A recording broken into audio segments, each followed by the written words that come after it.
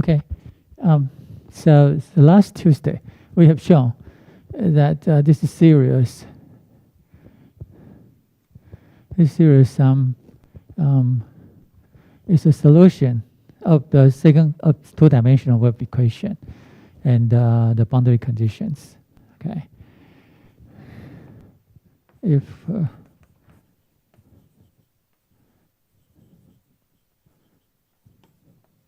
right. Now, so now we will determine the two coefficients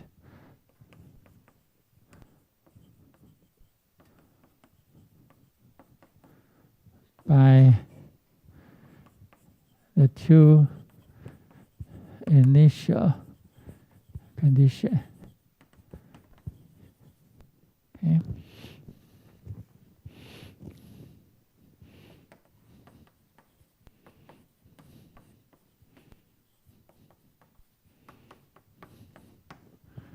Okay. All right. So now, now the first initial condition. Okay, we know fxy is the vertical displacement of the membrane at time 0. Okay, so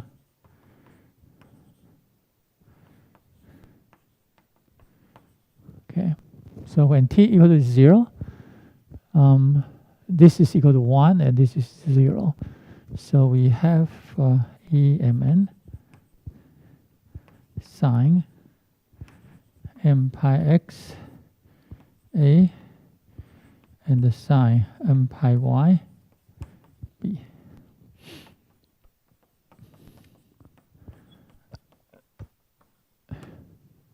Okay, so that is the okay, and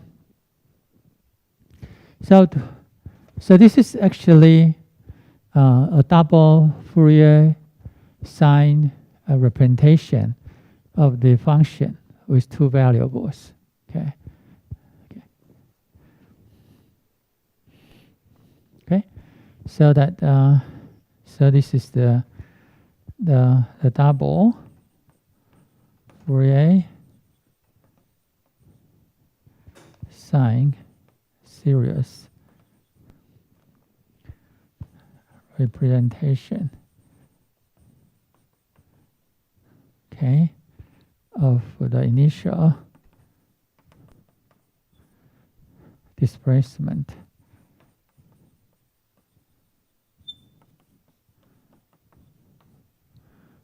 Okay.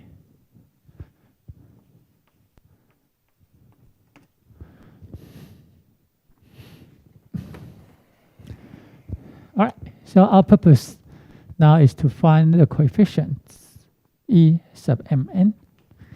Okay, and it can be done in two steps. So first of all, first fix y in 0 to b. Okay, so first of all, we fix y, so that, and regard this expression. Okay.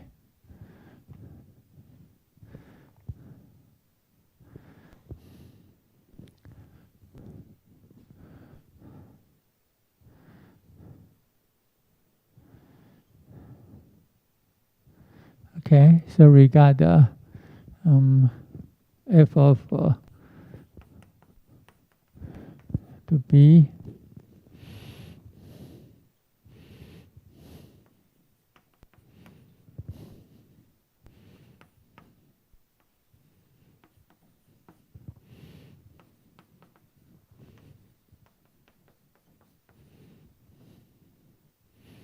with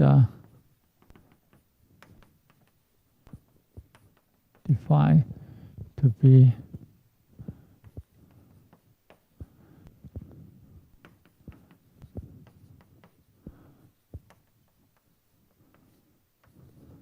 okay. So that because y is fixed, so this is a constant, right? Because y is fixed. Okay, so we regard this as Fourier sine representation of f of xy, okay, with respective to x. Okay, so because y is fixed. Okay, so of course the coefficient depends on y, and we know actually this function is defined in this series. So, okay. So then we have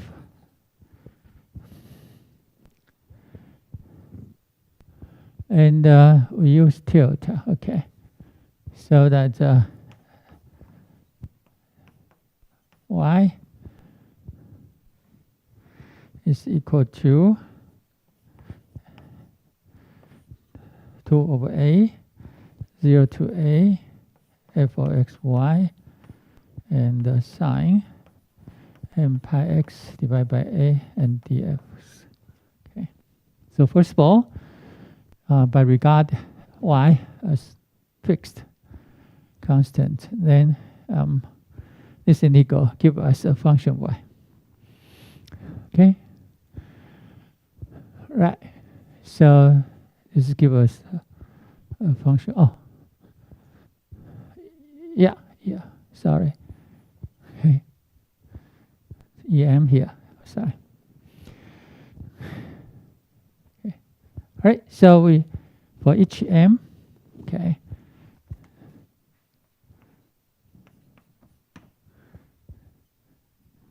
So now we find the function, and now this one.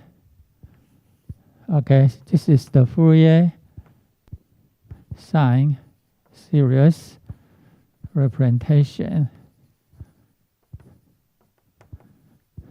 of E m tilde y. Okay.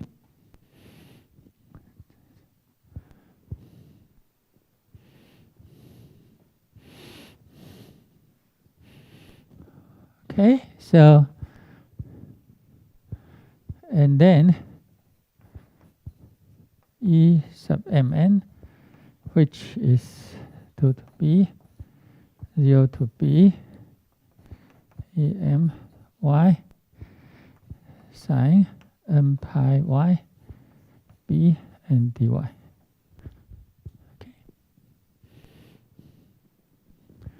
All right, and the tilt, and we substitute EMY there. So we have AB and 4 and the 0B and 0A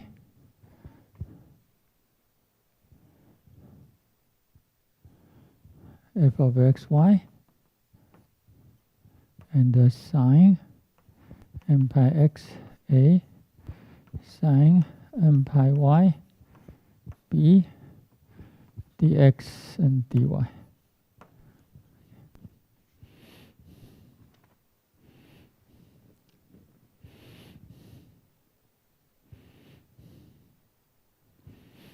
Okay, so you see the coefficient E sub mn can be obtained by this double integral. Okay, this double integral. Yeah. Any questions? Okay.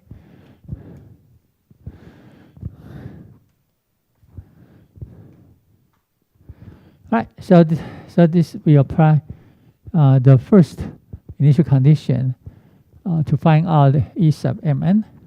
Now to find E star sub mn, all right, we will use the second initial condition. So with 12.34.4.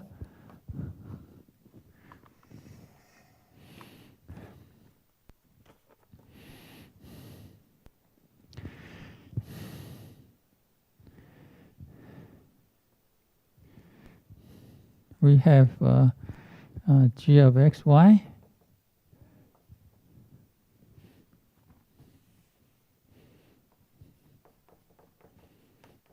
which is the first order positive derivative of u with respect to time, but at time equals 0. So that so we will have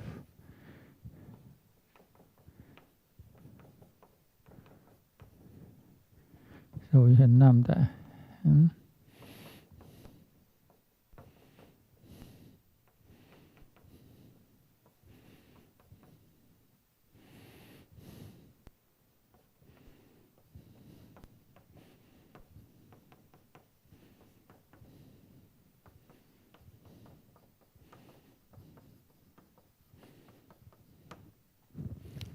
Okay, so that, right, because when you take the partial derivative, you know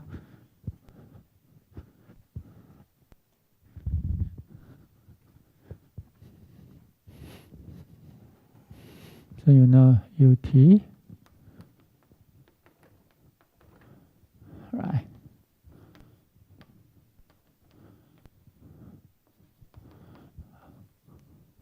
Right. So of course we assume that that we can do termwise differentiation. Okay, so we assume that to get to the partial derivative of u with respect to here, right, is the same as you take the termwise partial derivative. Okay, so the termwise partial derivative also converges and converges to this function. Okay, and from here you will see this is lambda mn and e mn minus sine lambda mn t plus e mn star cosine lambda mn t and the sine m pi xa sine m pi yb. Okay, so when t equals to 0, this is 0 and this is 1. Okay, so that's why we have only this term here.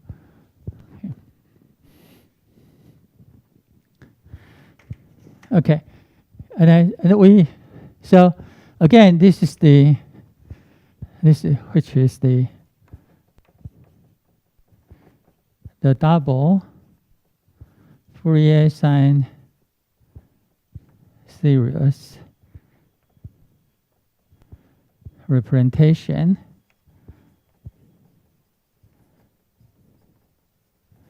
okay of gxy, right? So we know, so we will go through the same procedure as we have done for the double Fourier sine series representation of the initial displacement.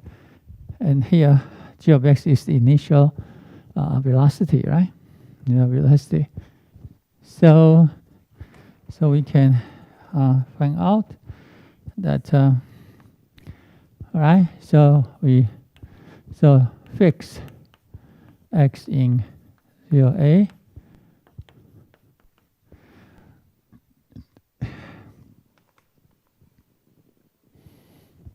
Oh, anyway, sorry.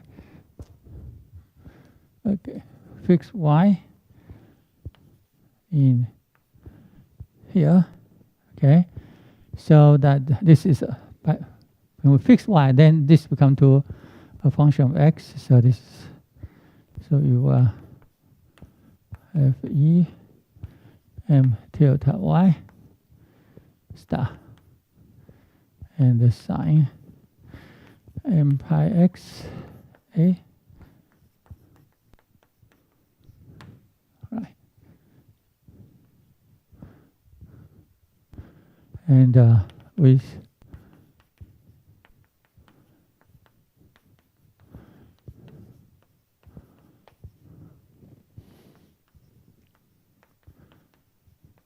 star and sine m pi y. Okay, that. All right, so this is the. All right, and from here, so that em star tilde y, okay, becomes to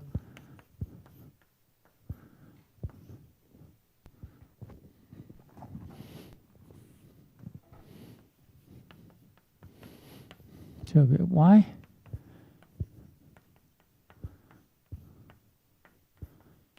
Okay, so with that,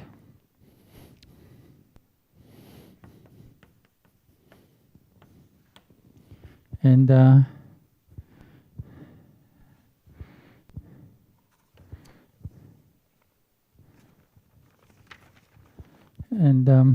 lambda mn emn star become to be 0 to b em star tilde y sine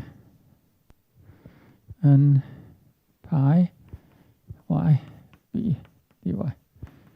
Okay, so this has become 2 for b 0 to b to a.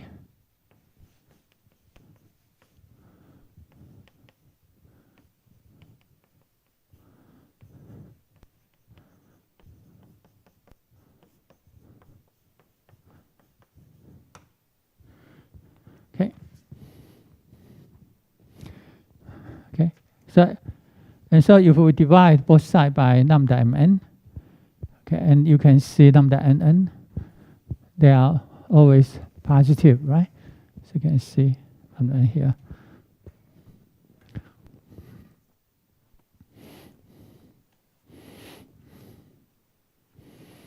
Okay, so that we determine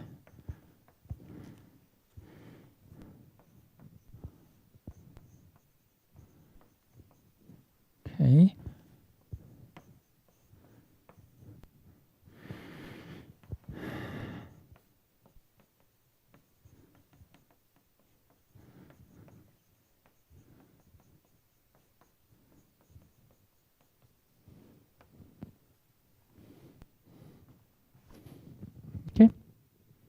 Okay, so now, so once we determine the two coefficients, right, now we have a candidate solution, right? And finally, you have to use the test to show the series converges, all right? And also, their derivatives converges with termwise derivative, okay?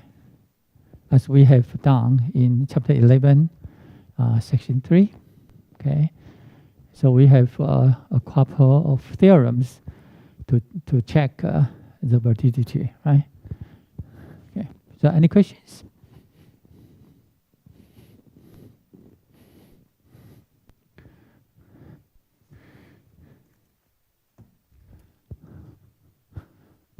All right, so if no questions, now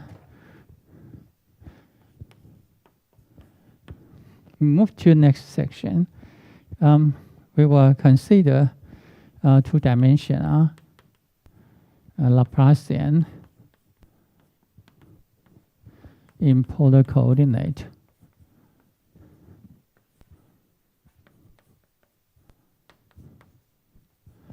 Okay. All right. In the previous section, we consider Cartesian coordinate, right? Because that the shape of our two-dimensional membrane is rectangular. And in one dimension, of course, it's just a bar, right? It's a segment. Okay, so that it's quite natural to describe the boundary conditions in terms of Cartesian coordinate. But in some problems, our membrane may not be rectangular. For example, it may be a two-dimensional membrane which is circular. Okay, just like an ordinary drum, right? Ordinary drum, when you look at the membrane, it's a disc. So the boundary is not a rectangle; it's a circle. Okay, and so that in our experience, we have a general principle.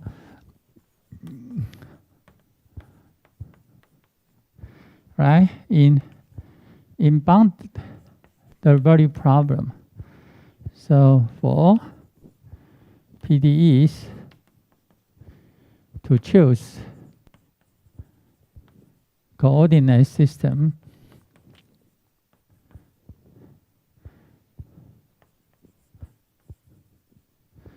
that make, all right, so coordinate system that makes the formula for the boundary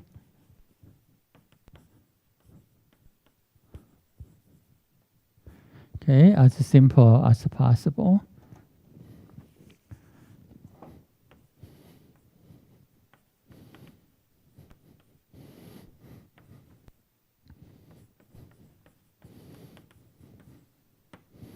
All right, so in this section we consider, all right, so we consider the two-dimensional wave equation, okay?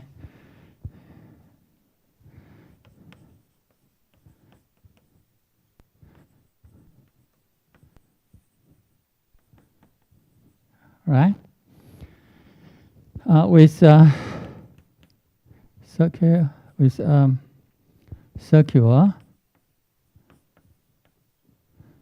membrane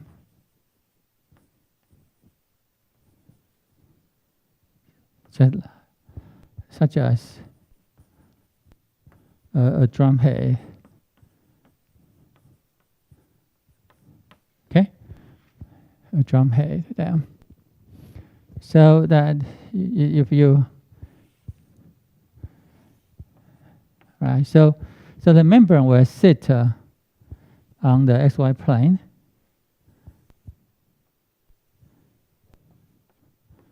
Okay, sit on the XY plane, and the radius is R.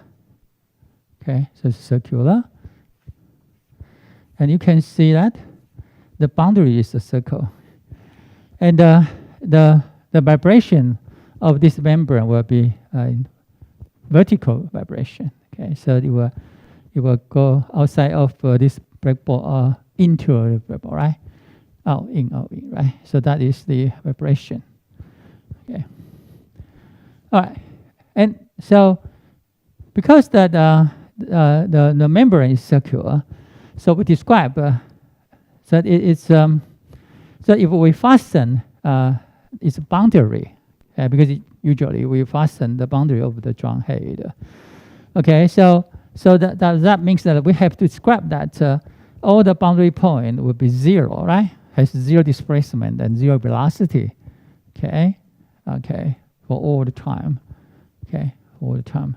Okay, so that, and so to describe such a boundary condition, okay, we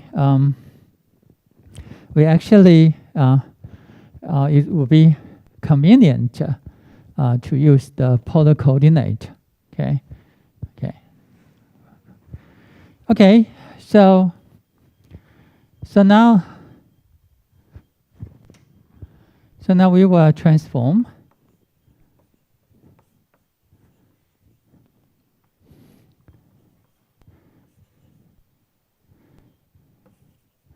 the Cartesian coordinate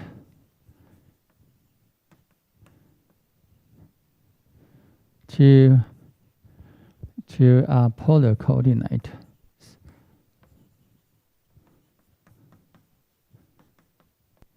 Okay.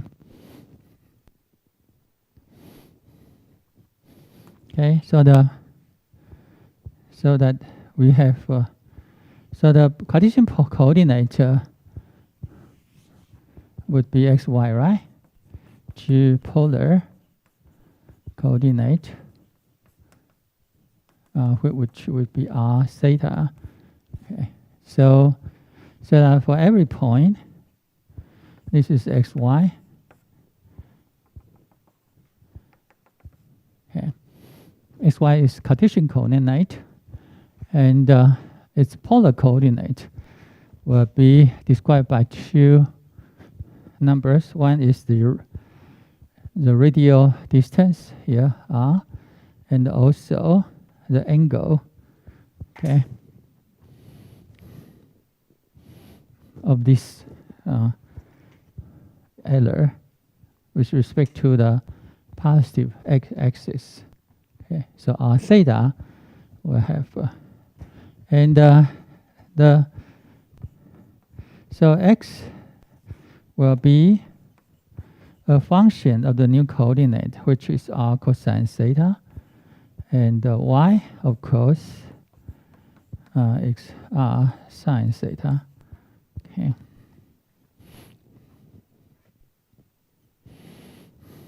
Yeah. And because we have ambiguity when the point is the origin, okay, so that the transformation will be given in here. Okay, so that it will for all point except the origin. Okay, except the origin, because there is because when r is 0, theta can be anything. Okay. Okay, and here, okay, so x is there, and the inverse,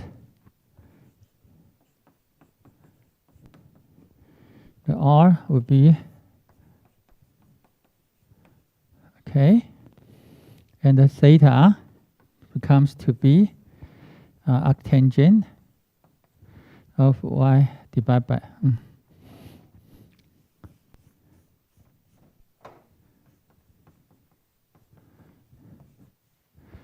arctangent y divided by x, okay, for x greater than and equal to 0, okay, and arctangent y x plus pi, okay, for x is 0, okay. And this is because we chose the arctangent to be defined. The range of the arctangent is from minus pi over 2 to plus pi over 2. So the range will be in the first quadrant and the third quadrant.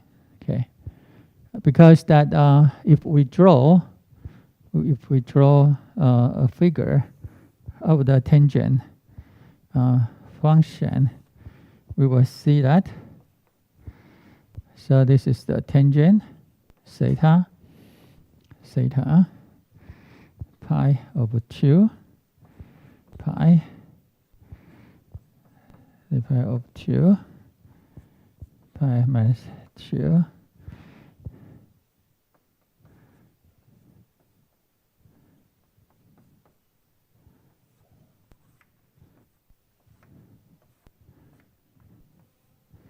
and we know the tangent function is periodic function with period of pi only, right? Okay, so this is here.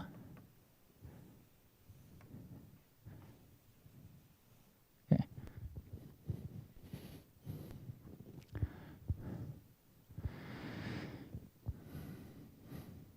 Okay, so that you can see that so we choose the principal part to be, we choose this part to define the arctangent function.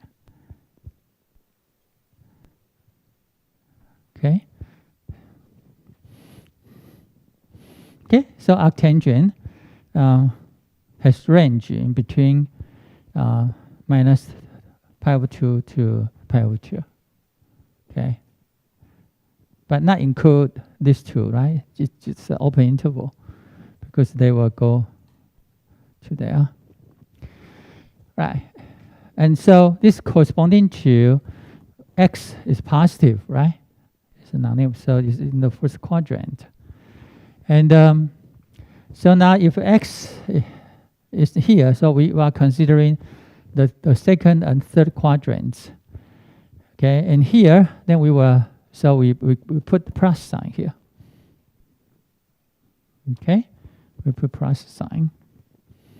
Okay, so pi, I'm sorry. Okay, so that the angle, okay, because that when we put plus pi, they will be in these two quadrants. Okay, all right, so you can see that the theta function consists of two parts. Okay, consists of two parts. Any questions? Okay, so if no questions, now of course, so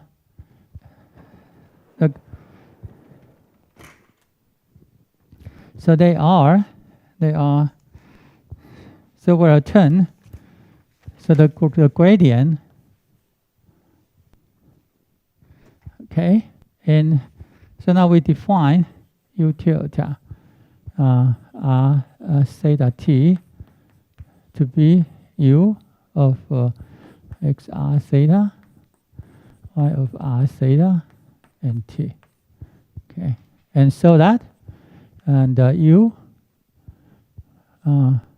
x y t becomes to u tilde of r x y theta x y and t. Okay, so here that.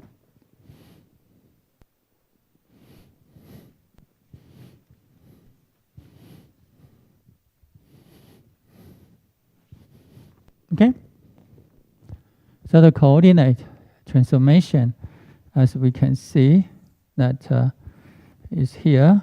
So x, y, here, and without the origin here, right?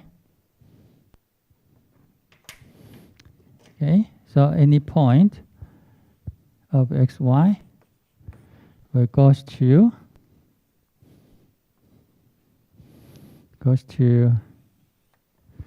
this is r, and this is theta. Okay, and excluding the 0, so that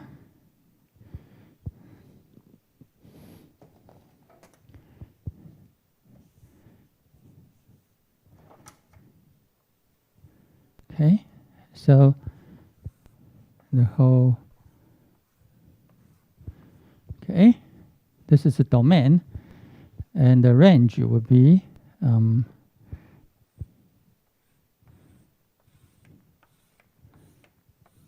okay, the half plane.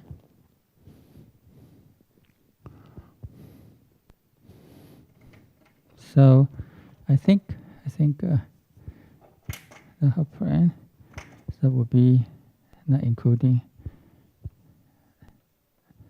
the theta axis. Okay,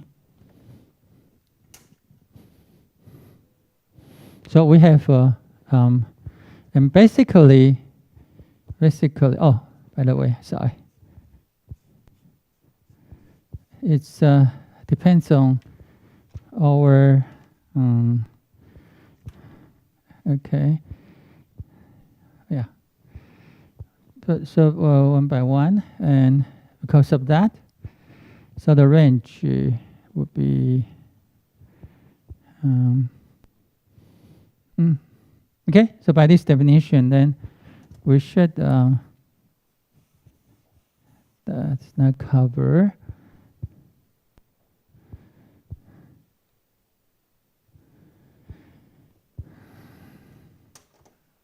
okay.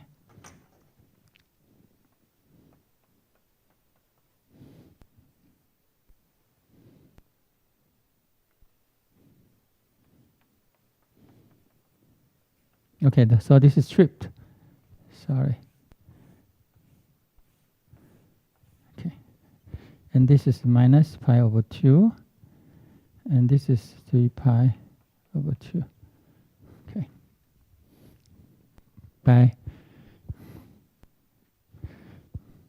By this definition. Okay.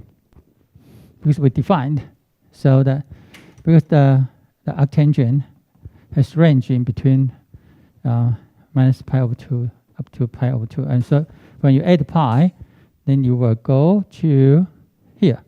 Okay, so that the range between here. And but we don't have this one, right? Okay, so yep.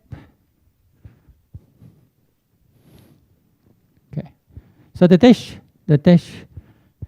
line there indicates that it's not in the range, okay, of this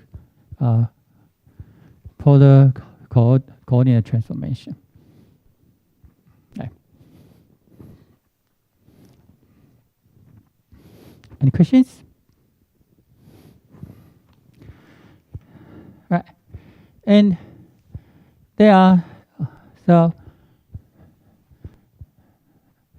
Okay, and so that we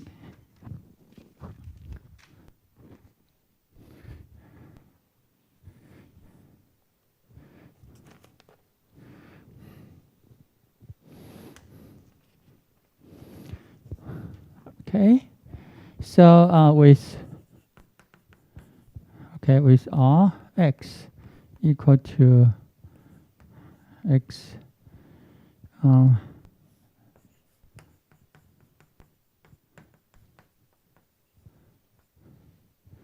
and theta x equal to minus y of x squared plus y squared. So this is minus r squared y.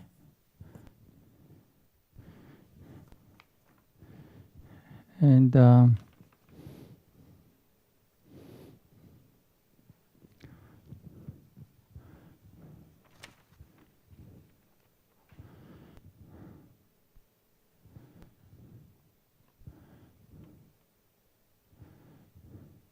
right, and also xx is equal to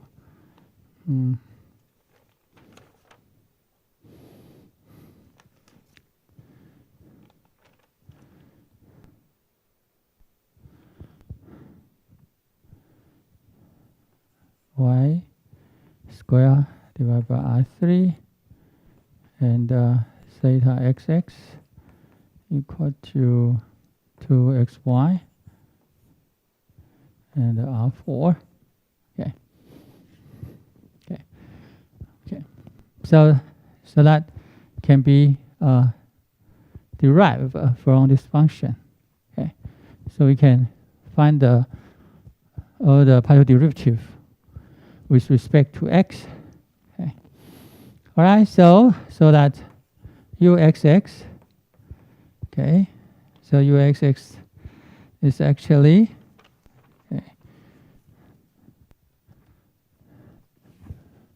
so now here so we know and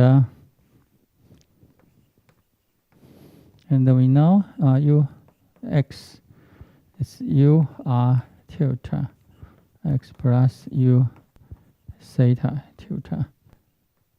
Okay, and so that uxx comes to be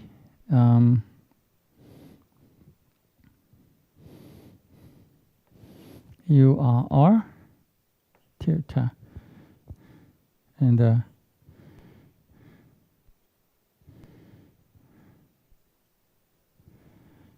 Rx square plus UR theta tilde theta x Rx plus UR tilde RXX plus, oh, so maybe I will, okay, I will write this, okay, to simplify that. And U set R, X. This is all by chain rule.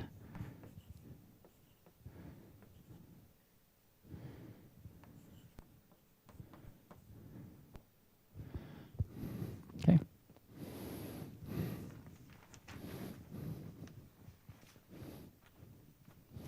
Okay, and by the substitution, because now we have partial derivative, first order partial derivative and the second order partial derivative with respect to x here.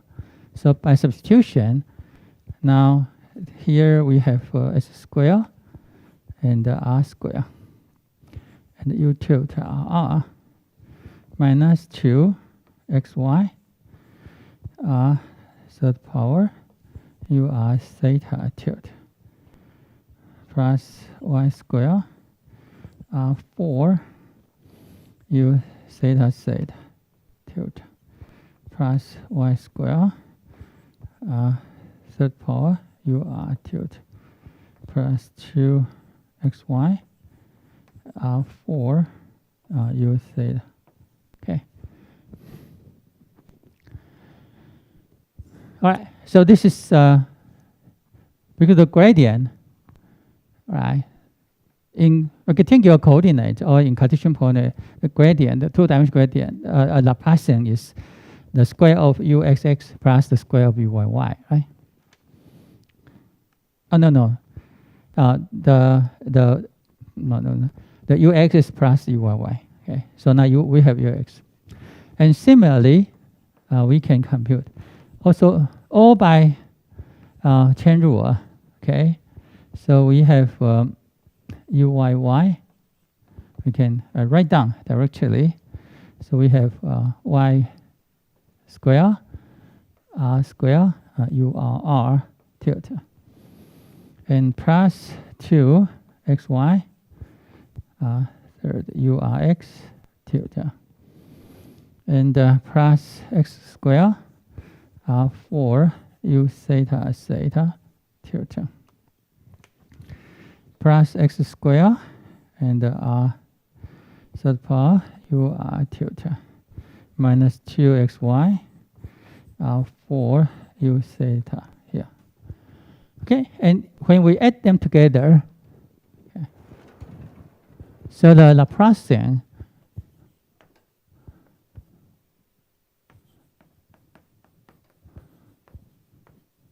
okay, so when we add them together, you see that this becomes to 1. Because x squared plus y squared is equal to r squared. So we have urr tilde. And we cancel them, right? This is cancel. And for this one,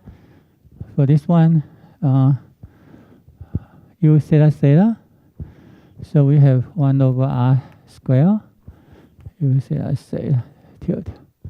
And this cancel. And now here, we have 1 over r and the ur tilde. Okay.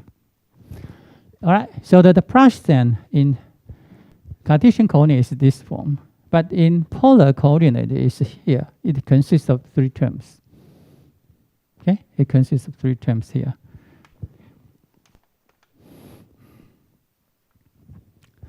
All right, so the two-dimensional wave equation, okay, in polar coordinate,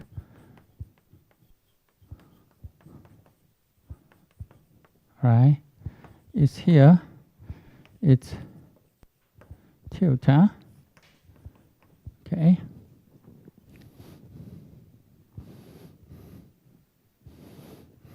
Okay. As you can see that, right? So if we take the partial derivative with respect t, the same as the positive derivative of u tilde with respect to t, right? So that this means that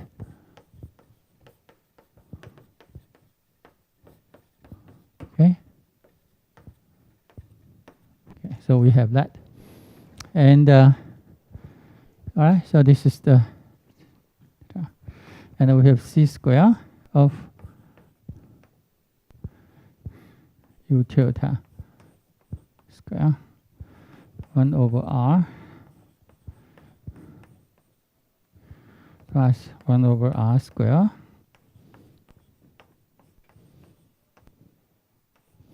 okay. So this is the two-dimensional wave equation, okay, in polar coordinate.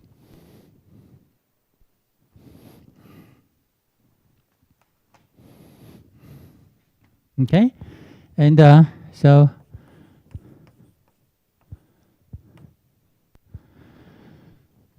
we have this one, and theta is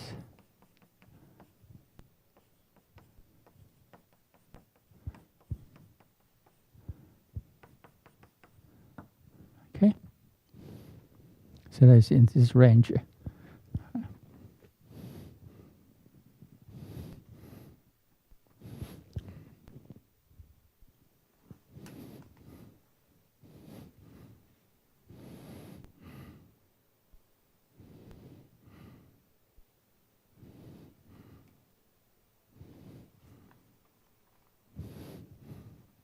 Okay. But of course that if you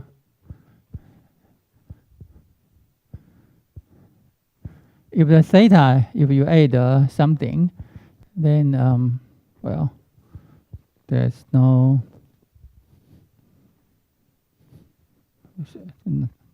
okay. Yep. Okay. Anyway. Okay, and a boundary condition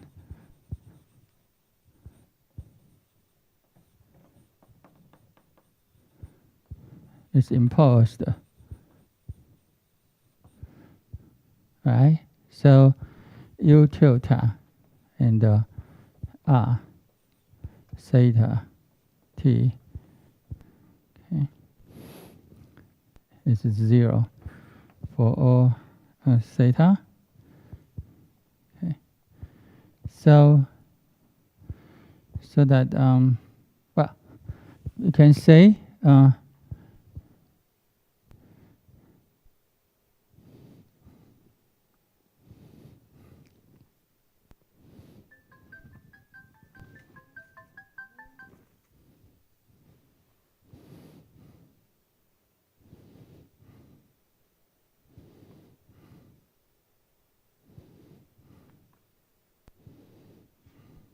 okay, so that u tilde r theta t equal for all theta for all t. Okay. Since the boundary of the circular membrane is assumed fastened. Okay, so we fasten them. Okay, so all the vertical displacement will be 0. Okay, when e to r is equal to r. Okay, so that the boundary is fastened. And all right, and two initial condition.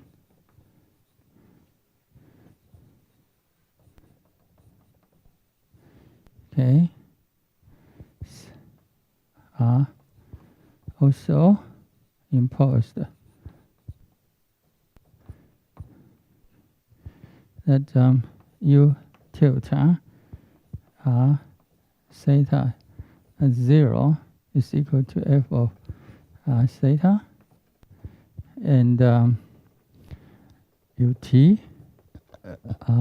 theta 0 is equal to g of theta for r theta.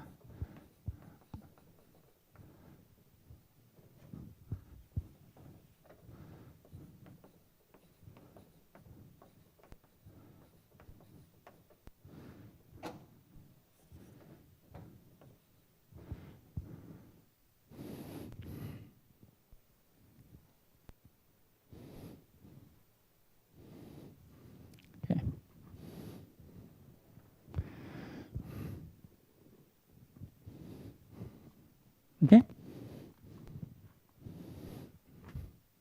So you can see the expression becomes too simple because, for example, the boundary condition just they are kind of equal to 0. Right. Okay. And so if you are not using the polar coordinate, then to describe this condition, this boundary condition in Cartesian product, in Cartesian coordinate, then that would be much more complicated. Okay, but this is it's very simple. Okay, so you can see. Okay, so we take a break of 5 minutes. Yeah.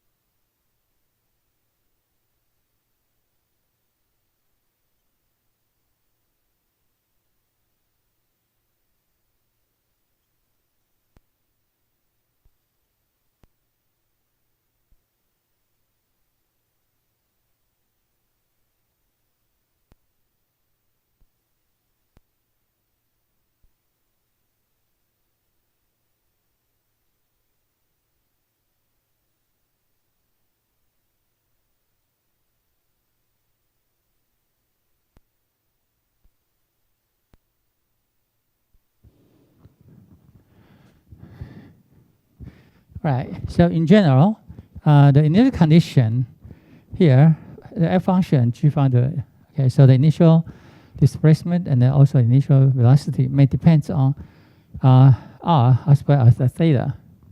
But in some situation, we suppose that there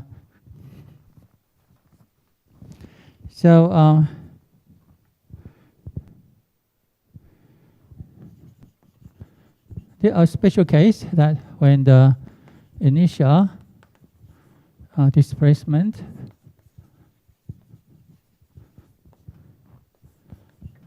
theta and the initial velocity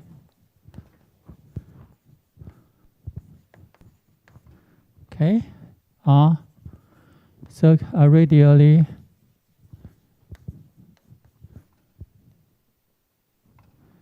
symmetric, i.e.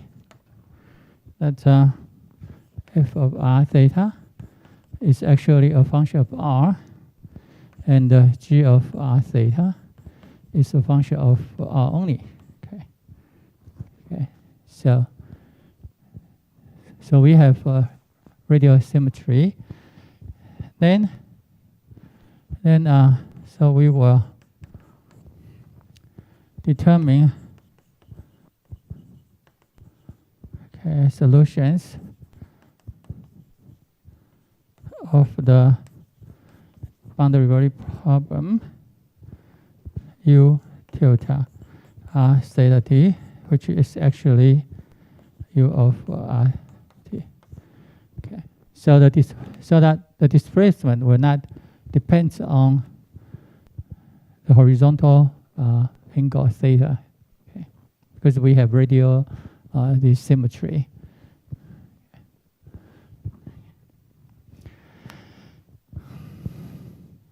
Okay, right.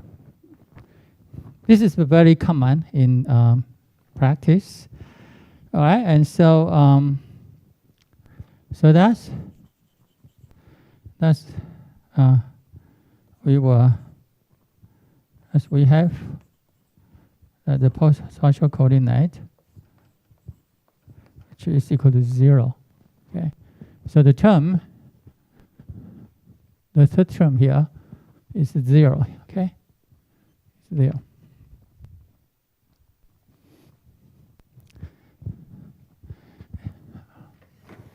Okay, and our boundary value problem becomes to, all right, that tilde is c square of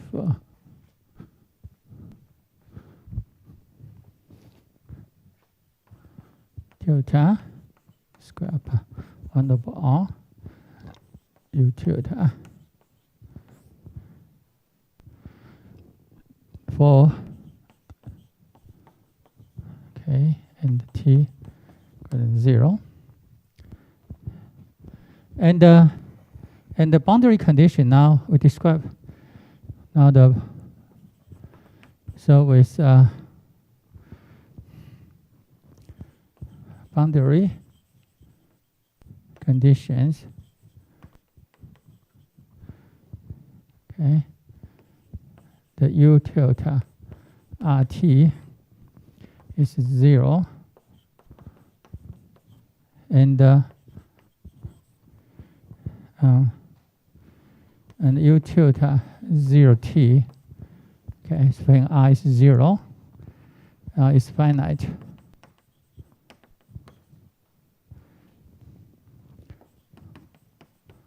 Okay, so the displacement, because this differential equation described for all r greater than 0, right?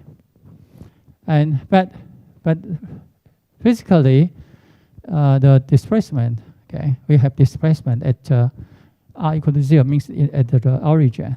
Okay, so that it is reasonable that the displacement at r equal to 0 means the origin should be finite all the time. Okay, so this is physically reasonable assumption. Okay, and this is corresponding to that we fasten the boundary of the circular membrane. Okay, so okay, and also initial condition.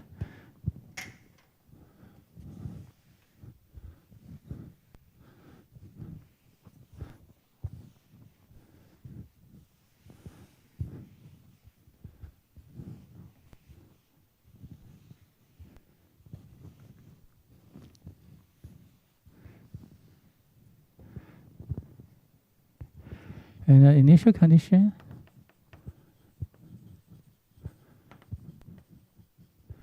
here is that U tilde R 0 is f of R, and ut tilde 0 is g of R. Okay, for all. Oh, by the way, sorry. Okay. Right, it's just unbounded. I'm sorry. This is because we are describing. Okay, so sorry, coordinate. Yeah. So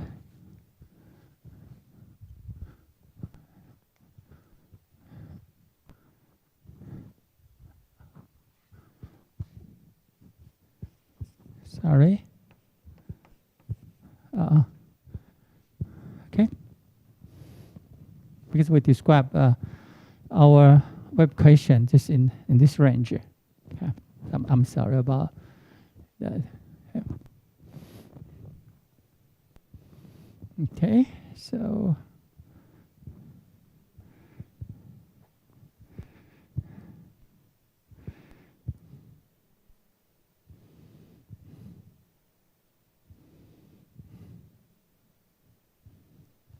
okay.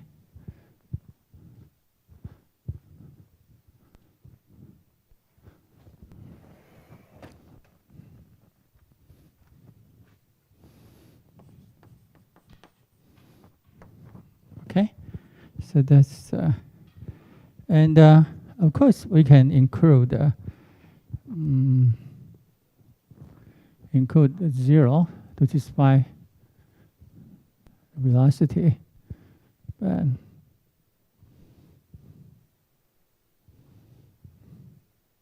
okay, that's fine.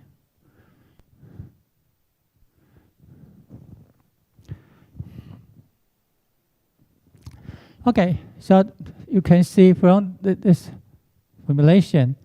So now it is suitable. So step 1, we can use a separating variable, right?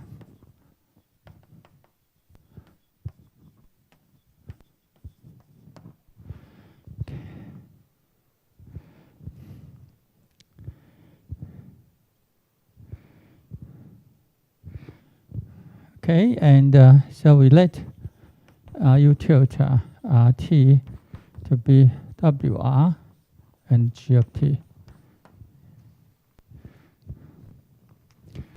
Okay, and from this, when we do the substitution, we now have W G dot dot dot equal to G double prime plus R double prime.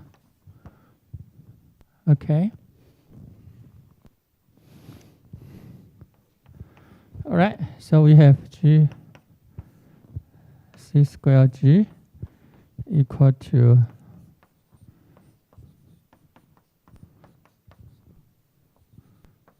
prime.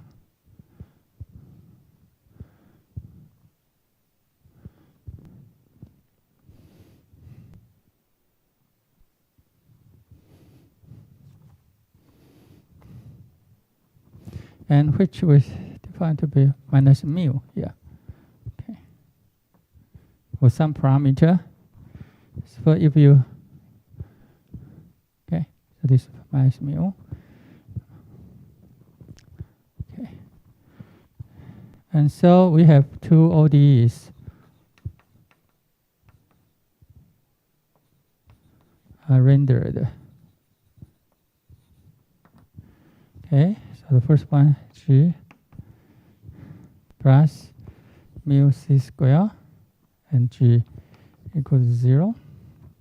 And the W prime plus 1 over R plus mu W equal to 0. Okay.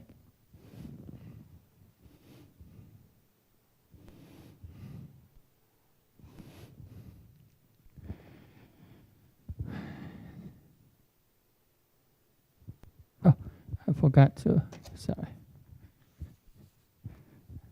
The prime plus mu W equal to 0. Okay. And when we multiply both sides, so this is equal to R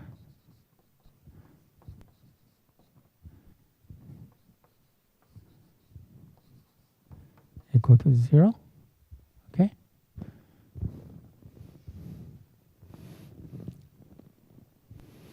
And so now we can write plus minus Z 0 square R plus mu R W equal to 0. Okay. So when you look at this one, you will see this is a Bessel function, a Bessel equation, right?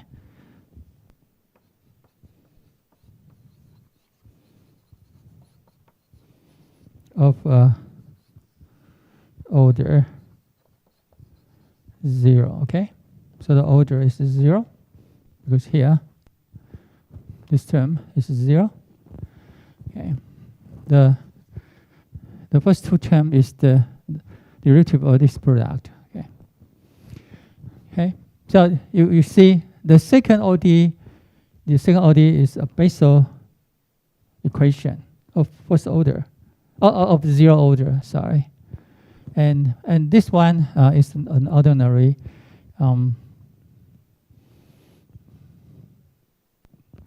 second order function. We have observed several times here. Okay. All right. So now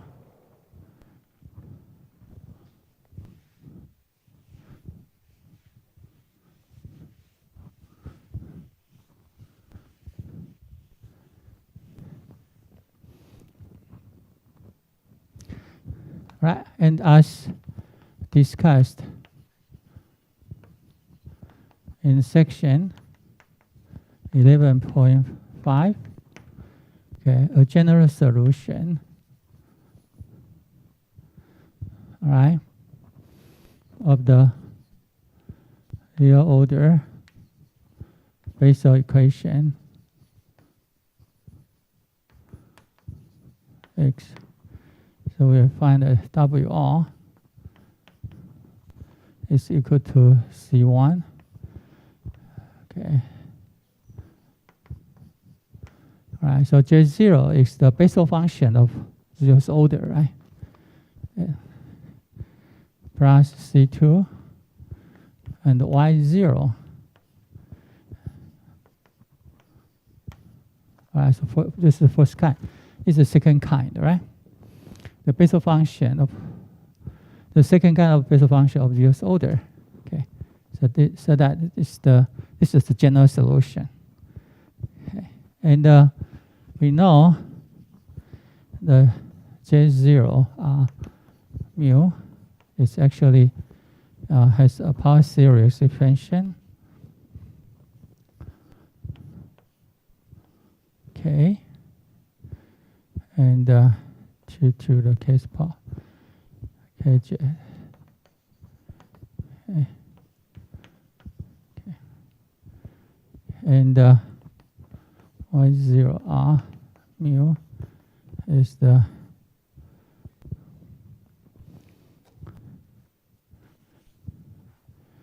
2 over pi and J0 mu times the log n of R divided by 2 plus gamma. Okay. And plus power series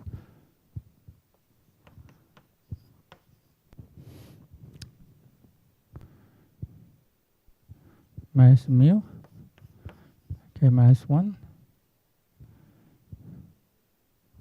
and hk divided by 2 to the 2k power, okay, k factorial. Okay. And what is h where with, we know h0 is defined to be 0, and the hm is defined to be the summation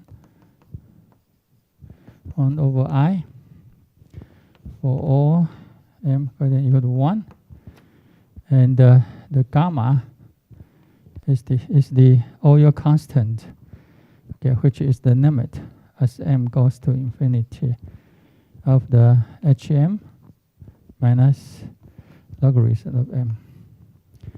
So this is the Euler constant.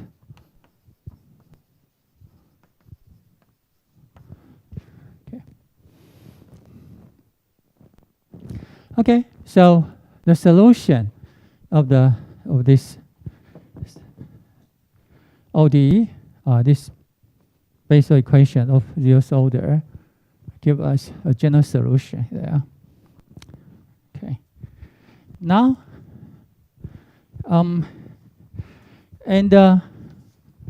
so of course that the Bessel function, the first kind of Bessel function of zeroth order is well behaved, right?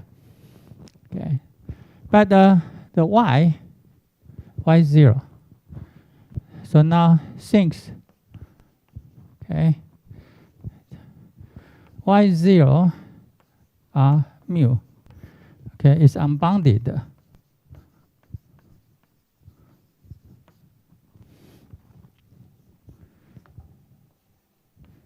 Is unbounded near the endpoint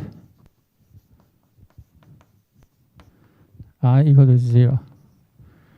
Okay, so that and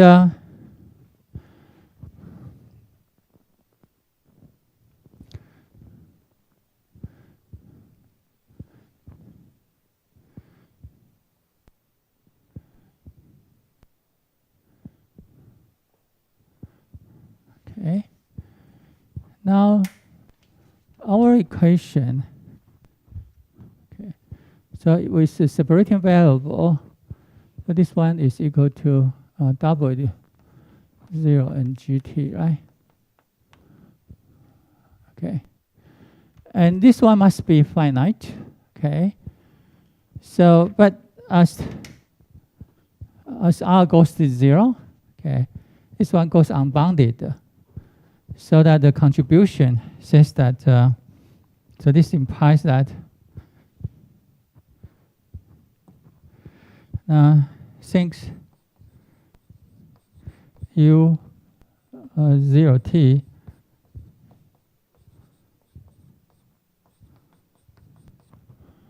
is finite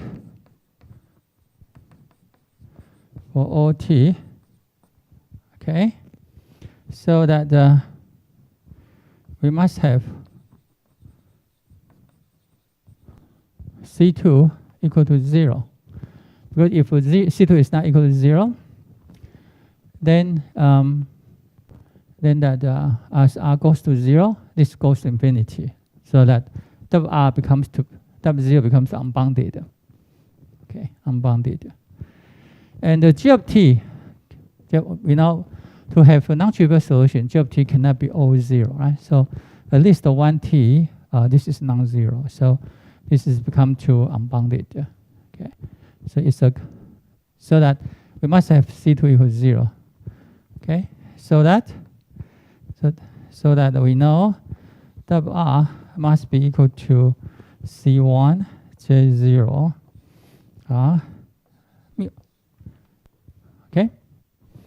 So the only possible solutions to satisfy our boundary condition here is that the WR is just proportional to the first kind Bessel function of zeroth order. Okay, so this is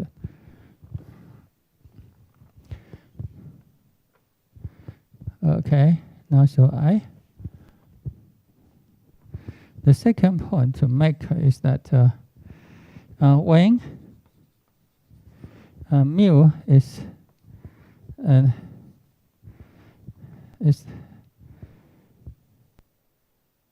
non-positive. Okay, so mu less than or equal to 0. Then J0 R mu is positive for all R greater than 0. Okay, so when you look at this Bessel function of 0 order, then you find that that is always greater than 0. Okay, and which violate that WR is equal to 0. Okay, why? Because that this is 0, so WR and GT must be 0. Okay, so which means that WR should be 0. Okay, so this implies that WR, right, if we use the separating variable, right? So, okay.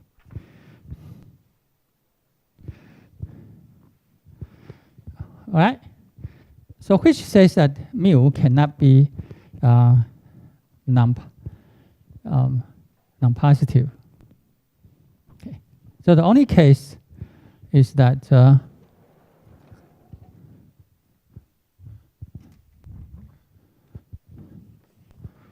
okay, so we will consider mu equal to k square, which is positive. Okay.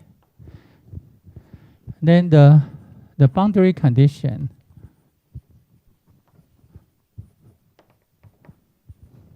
okay, at R equal to R requires that 0 equal to WR. So it's C1 J0 K square. Okay, so that this implies that J0 and R K square it's 0. Okay, but what is J0 K star? This is actually J0 and the KR. Okay, if you look at the expansion, okay, so if mu is K square, then K can be moved to put together with X, so KX here. Okay, right. So that this function is actually J0 of KR. Yeah. Okay, and so we have J0 KR. And as we know, Bessel function has many zeros, right? It's oscillating. Oh, so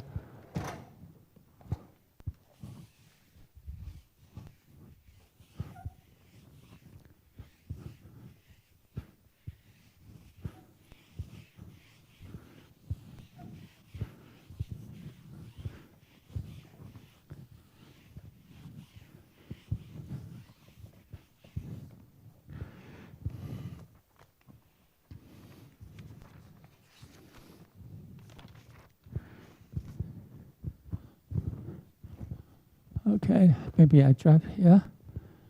You will see that.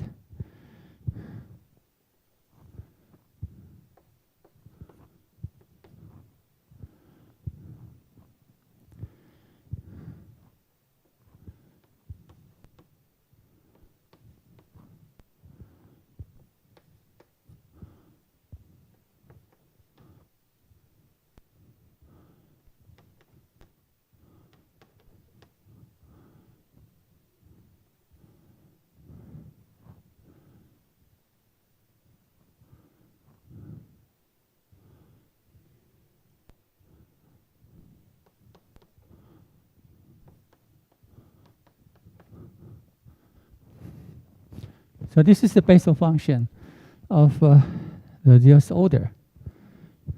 Okay. So it has many zeros. Okay, and so that we have the kr should be equal to alpha m, where alpha sub m from 1 to etc. are positive zeros of Z0x. Okay. All right, and so k becomes to be, so k we will define, so define, all right, so km defined to be our m divided by r. Okay. And so WMR defined to be J0 Km R, okay, which equal to J0 alpha m or integer.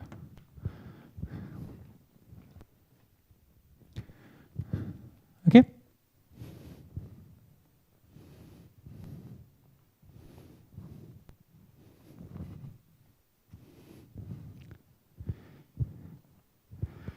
Okay, and so so now we know the mu here, this mu should be positive, and when mu is positive, you see that the solution, a general solution, right, for this equation is just sinusoidal solution, right?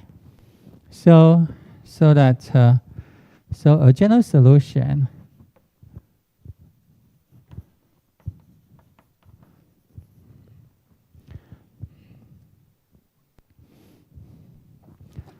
so that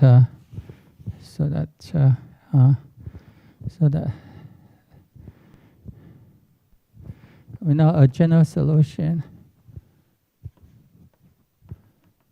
of G dot dot plus mu c square G equilibrium with mu equal to k square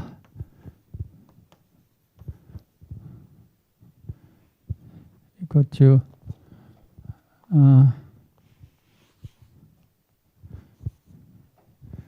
mu sub m. Mu sub m is the k square. Okay.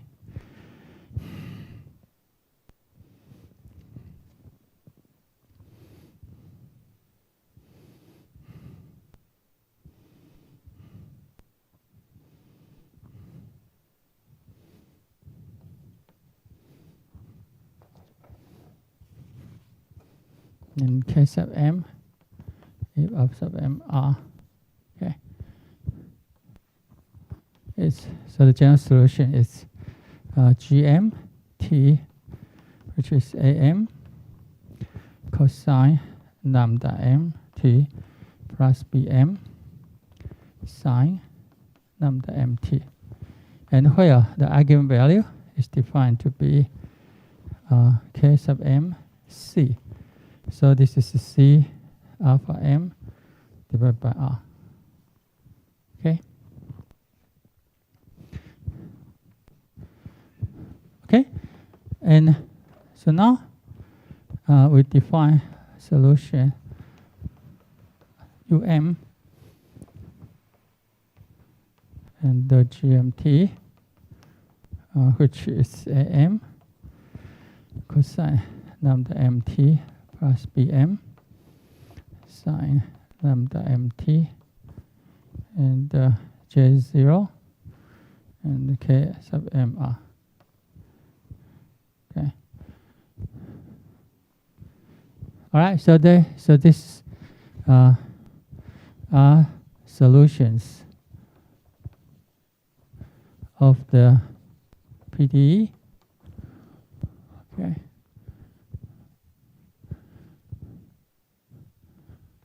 Star. The PDE in star and the satisfying the two boundary conditions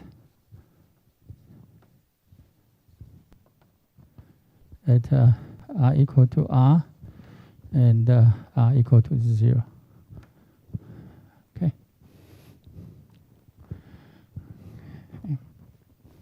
Okay. When R equal to 0, then they are finite. You can see they're finite. Okay. And at R, you have 0. Okay. So that they have. Right. And so this is solutions. This is corresponding to the M's mode.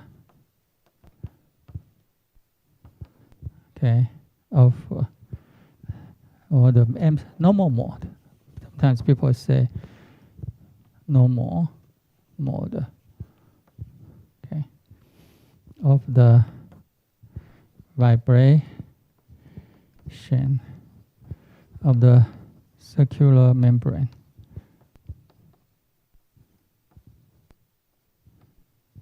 Okay, so you have this is a natural. Okay, that they are corresponding to eigenvalue lambda. Yeah, so they are called eigenfunctions. Okay. Okay.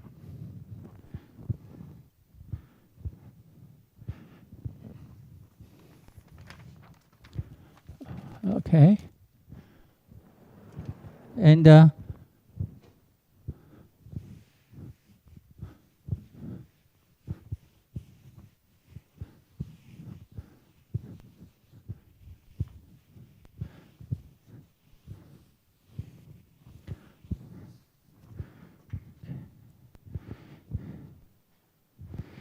okay, and to find a solution satisfying the two initial conditions,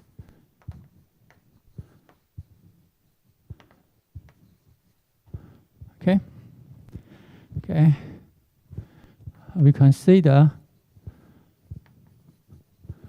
the following series. Okay.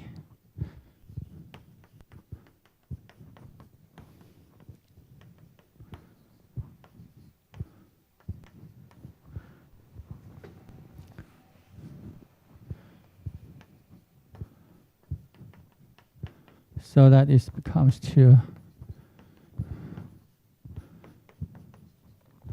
AM cosine lambda MT plus B sub M sine lambda MT becomes the Bessel function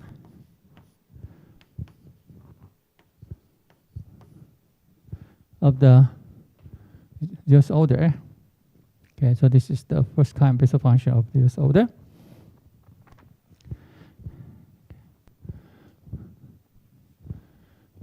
If the series converges, of course. Okay, so setting t equal to 0, we have okay. So from here, as we know, the first order partial derivative of u tilde with respect to time is actually equal to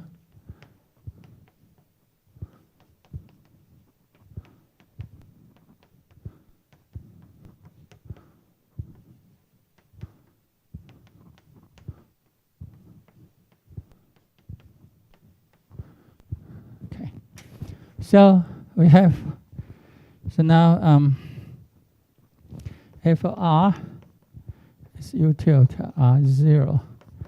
So we have J0. Okay.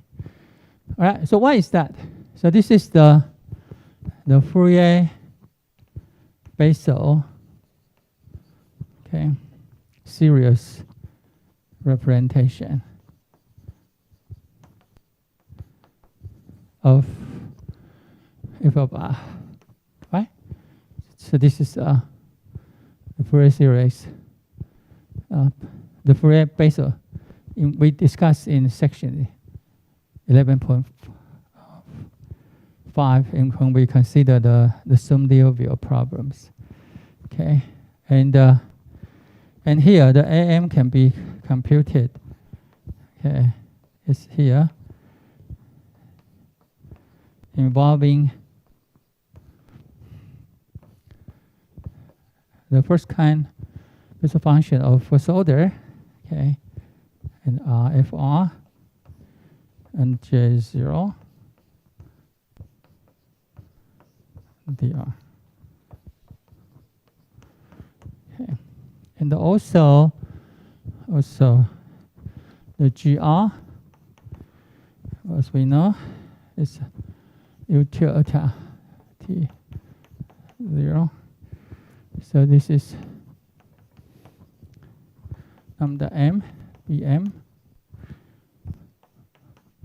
J0 of m r. Okay. So now lambda m bm becomes 2 r square J1 square over m 0 to r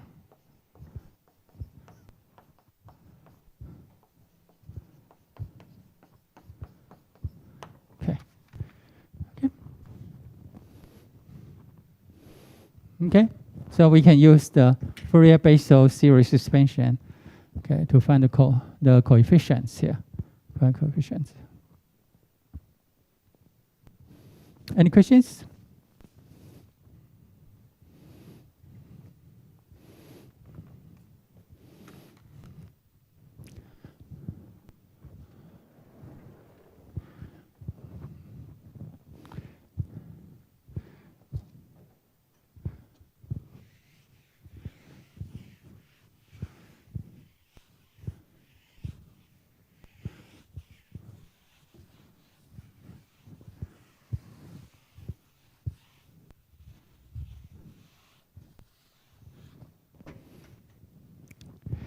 Okay, so if no question, then we look at Laplace equation.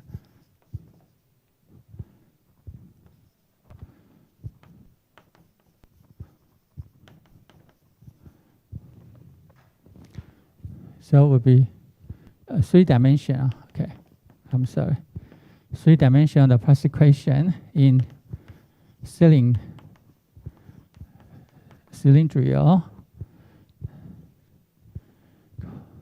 and spherical coordinate.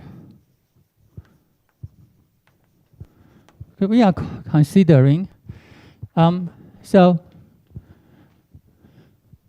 the Laplace equations, all right, will describe the potential, okay, of a field, maybe electrical field, right? The potential in the space, okay. All right, so the Laplacian is uxx plus uyy plus uzz equals 0. And this equation describes that if there is no point charge in the region you considered, okay, so the electrical field in certain region that may be generated by charges very far away, okay, in the some specific point outside of the region you considered. So, for example, if you consider the region, right, which to be this classroom, okay, and all the electric charges is outside the classroom, okay, and because that this electric charge will generate potential, right, electrical potentials. So that at each point in this classroom there is a potential, okay. And to describe the behavior of the potential, which is just because this is the static situation, so all the charges are stationary in some places, and so the potential U, right, will be governed by this Laplace equation, okay, because there is no charge, no source of the electric field, okay, in this region we consider. Okay.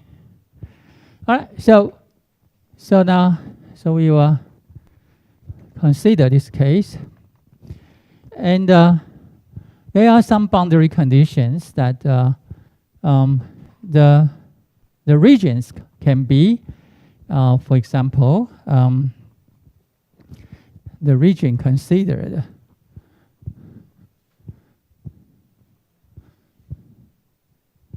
so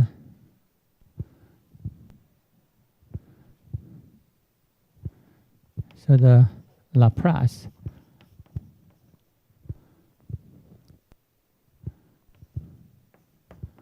equation, right, describe or govern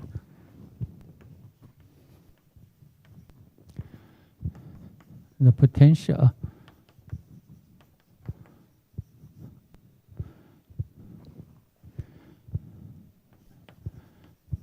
function U in a three-dimensional region, right, without any source. Okay, and the region, there are two possible regions. They are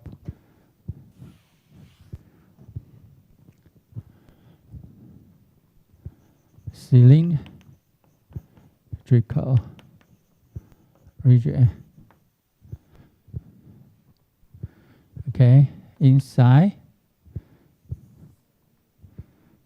our and the spherical region.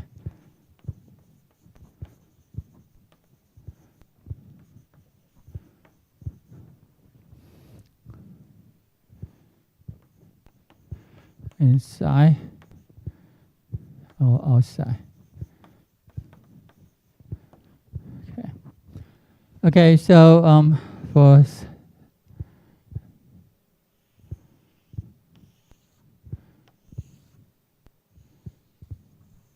okay.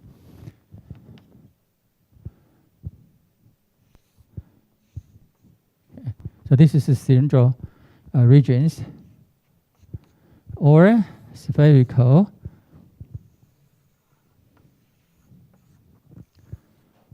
regions. Okay.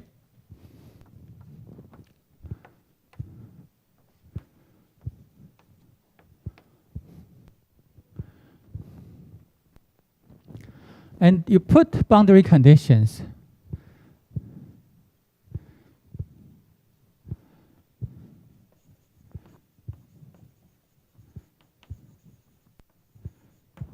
Okay. So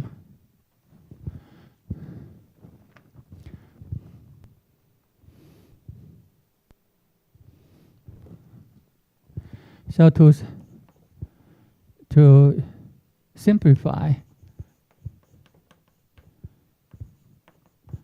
the expression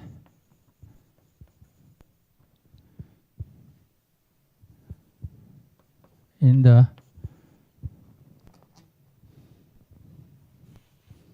of the boundary conditions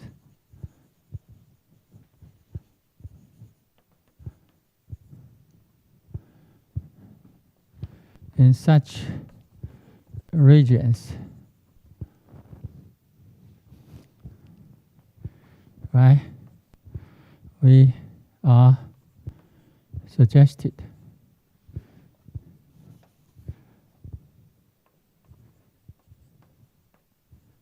to consider the passing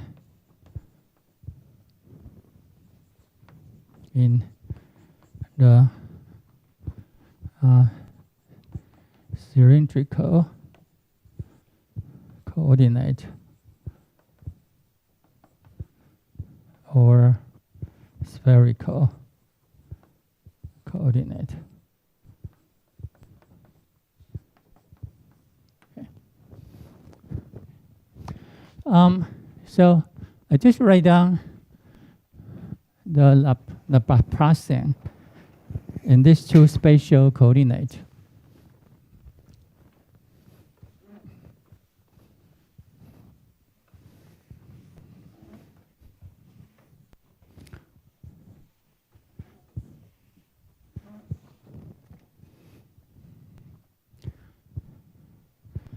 Now, cylindrical coordinate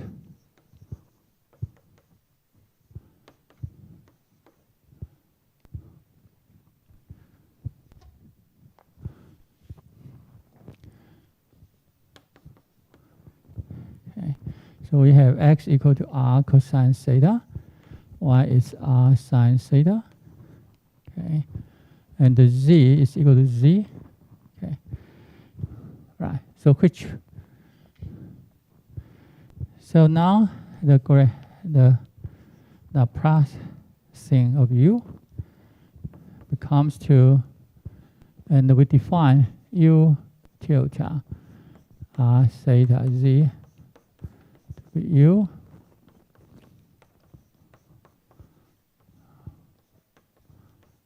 and z. Okay? And also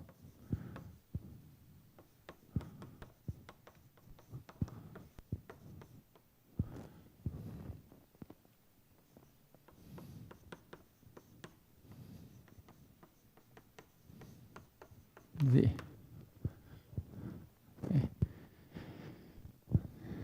Okay, and so you can show as to be this one.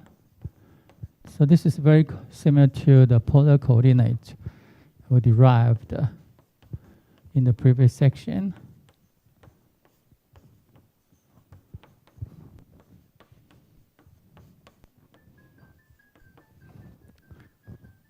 Okay.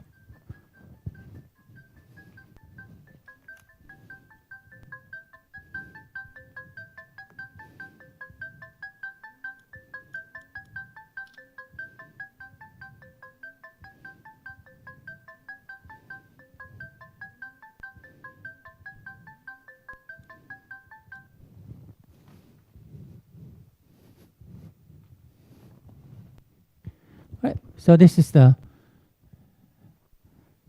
Laplacian.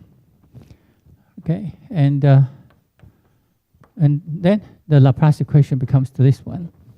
Okay, if we use the u tilde, which is a function of theta and z. Okay, this is this cylindrical coordinate, and for the spherical coordinate.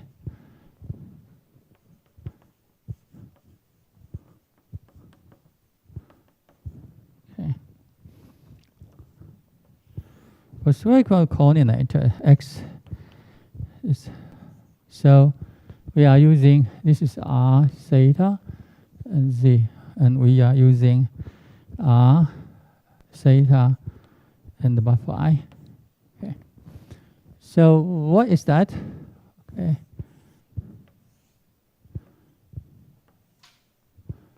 So this is the point, x, y, z. Okay, and the projection onto the xy plane is here. So now this is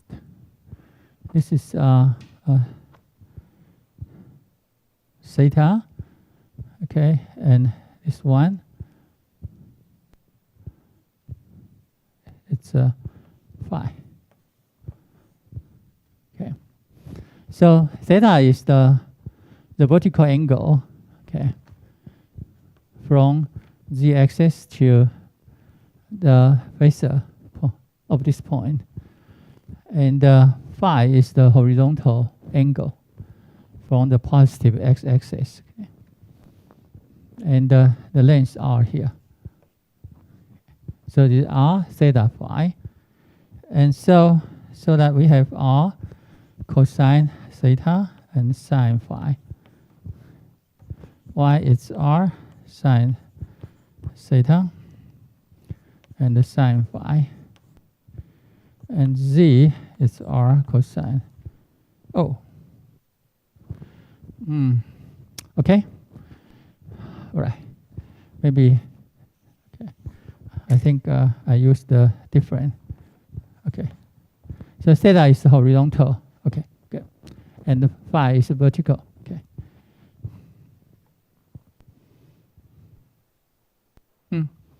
Okay. So. All right. Okay. If I use this express that, then phi is the vertical angle. Okay, I'm sorry. And theta is the horizontal angle here. Okay, so with such a coordinate transformation, and so u tilde r theta phi is u of x theta phi, y theta phi, and z theta phi.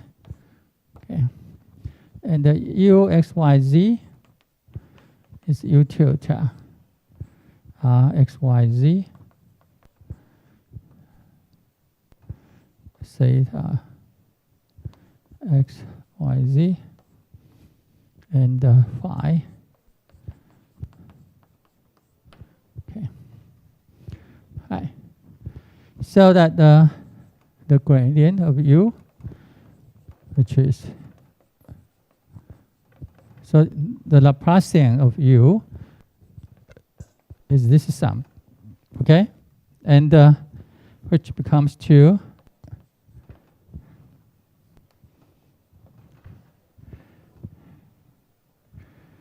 so it will be complicated.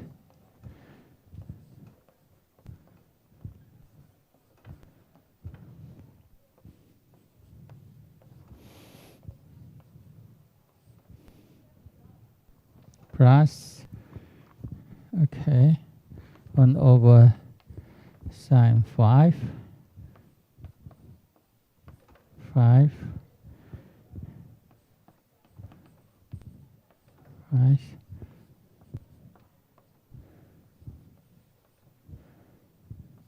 okay, plus 1 over sine square phi.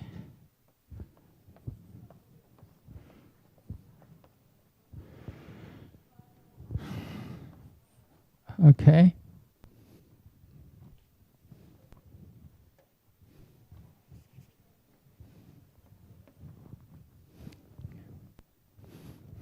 Okay. So, so you can maybe I think you can look at the derivation in the textbook, or you can do it by yourself. You just apply the chain rule. Okay, just apply the chain rule to that, and so you have the representation like that. Okay, and so the Laplace equation in spherical coordinate is this equation. Okay, and of course that you can remove R because this is a vector, right? So you can remove R. Okay, and so you have this one, you have that one, right? And for in the cylindrical coordinate, now the equation becomes this one. Okay, so you have to have that. Okay, right? Okay, and the idea, okay, the idea would be very similar to so if the region we consider is a spherical region, maybe it's inside the sphere or outside the sphere. Okay, it depends on. Then you will put boundary conditions, okay, on the so I ask you to self-study the rest of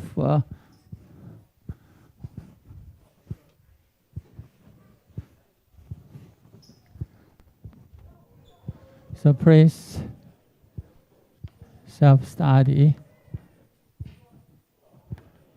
the rest of section 12.11 in the textbook.